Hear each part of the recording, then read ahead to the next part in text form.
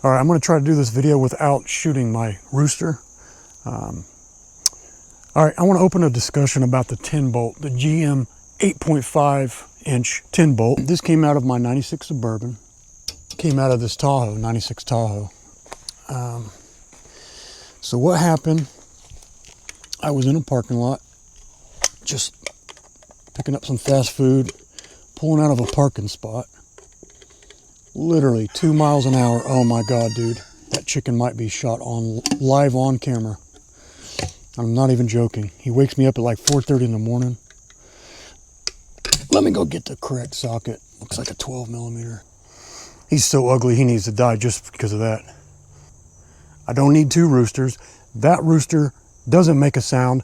This ugly sack of garbage, yeah, you, cancer head, wakes me up, crows all day while I'm trying to make a video. I can't think of a reason to keep you alive. That chicken has no idea how close he is to dying. Hopefully it is a 12. And of course it's a 13. All right, got the right size socket. Take a look. 8.5 inch 10 bolt out of a 96 Suburban. I'm very seriously considering rebuilding this. So I don't know what happened, but it completely grenaded. I'm dead serious about shooting that thing. This is just about every single part. These are the C-clips. I don't know exactly how they work, but I understand they go over some groove on the end of the axles. What I think happened, because it was like 15, 20 degrees out when this happened, this vehicle had 285,000 miles on it. So I think that a combination of the age and the freezing cold, it's probably some little dinky piece was just so fragile and it broke loose. I mean, look at this tiny stuff they have in there. I don't even know what all these parts are. I'm starting to learn a little bit, but like, I don't know what that is. I have no idea what that is. But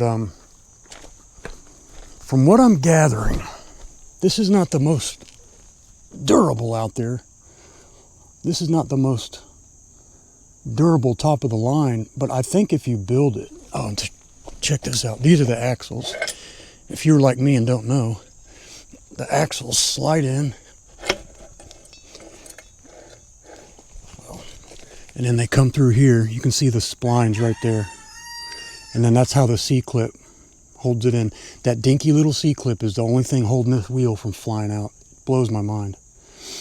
But I think this is the carrier, and this might be the carrier gear. Okay, I'm 2 seconds from shooting that chicken.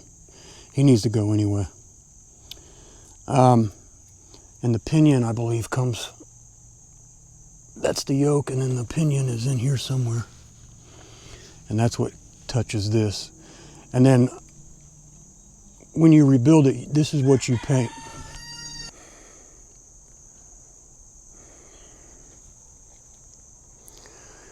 I'm trying to remain calm. I've needed to kill this chicken for about a month and a half. So if I do it, it's not out of anger. It's because it needs to be done. And he's finally the straw that broke the camel's back. I'm trying to focus on the rebuild of this GM 10 bolt rear end. The other option I have, which I might actually get the pictures off my phone. I'm talking to a buddy of mine, his friend. I've located a 6.0 LS motor. It's out of a 2002 Escalade. He gave me the VIN and all the information that he could give me, you know, took pictures of it and all that. I think from what I'm reading, the 8.6 is the axle that's probably in that vehicle. So here's the reason I'm leaning towards maybe just buying that one. He wants $300 for it. And the way you can tell if it's an 8.6 versus an 8.5 is it's got disc brakes if it's an 8.6. It's basically the exact same. There's some minute change, but it's the same thing. It's just a modern version. I think in 99 or 2000 is the swap over year. Well, I was planning on doing disc brake changeover anyway. So if I could get a newer version of this that's already got the disc brakes on, that's worth $300 there, just for the carrier and the disc brake setup. I'm assuming, you know, calipers and rotors. Was that calipers? Yeah, the caliper and the rotor. So I'm debating. I'm going to do some more reading, and I'm going to call my mechanic on Monday and tell him, you know, this is the deal. What do you think?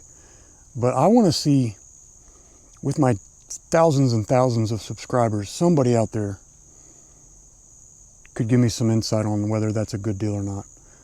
I think if I had a gun to my head, he wants $1,100 for the engine. It's got 333,000 miles on it, which matters nothing to me because I'm doing a complete bottom-up rebuild. The harness, the computer, and the engine all for $1,100. I think that's pretty reasonable, but the only reason I'm hesitant is I'm going to go to Pull Apart next week. They gave me a price of $325.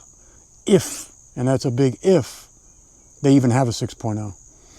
So the beginning of next week, I will know if I'm going to pull the trigger on this 6.0 or not. It's very difficult for me to not be in a hurry because I'm so excited. I'm ready to get going. You know, there's 50 other things we got to do. I want to get going. But my whole goal is to do the whole drivetrain, rebuild the whole drivetrain. So by the time I have the whole drivetrain rebuilt, the engine is ready to go. I don't want to just rebuild the engine and drop it in because I'm going to blow out something in the drivetrain. Transmission, transfer case, rear end, you name it. Because this is going to have some serious power. Even before I turbocharge it, it's going to have, I'm guessing, at least 350, 400 horse. And it's a heavy vehicle. You know, it's over 5,000 pounds, probably closer to 6 the way I've got mine set up. So I wanted to throw a video out there. Yeah, you can see the C-clips. They're not even connected. These axles just slide in and out, no problem. A couple videos I've seen, some of the upgrades, if I do the 10 bolt, which I'm really leaning towards doing a 10 bolt. I'm not going to be having racing slicks on it, and from what I read, that's a big problem, because that's the difference between making or breaking, is if you have slicks. Well, I'm not going to be doing drag racing, so to speak. So that's not really a concern of mine. I just, the only thing holding me back, first of all, I know that these things can hold 1,100 horsepower. I literally am in the middle of a video on YouTube where the guy's talking about it. He has 1,100 horsepower.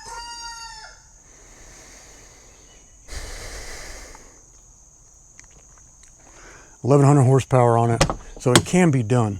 The only issue I have is this vehicle, the Suburban, is heavier. But I think if I'm running 600 or 700 wheel horsepower, I think it's going to handle it. 30 spline axle upgrade, just the whole entire thing's going to be built up.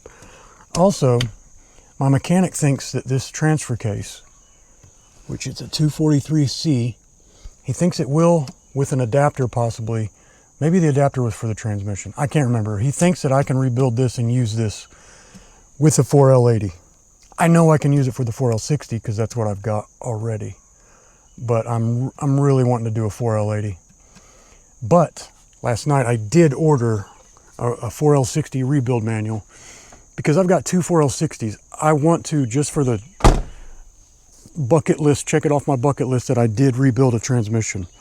It just so happens that it's probably not the best, it's definitely not the best transmission for my setup. You know, let's say 700 horsepower, 6,000 pound vehicle, big tires. It's not ideal. So what I'm probably going to do is build that. If it works, I'm going to buy a street rod type deal, maybe a pickup truck, or I don't know, something, and have it as a sidecar or sell it, depending on how it turns out.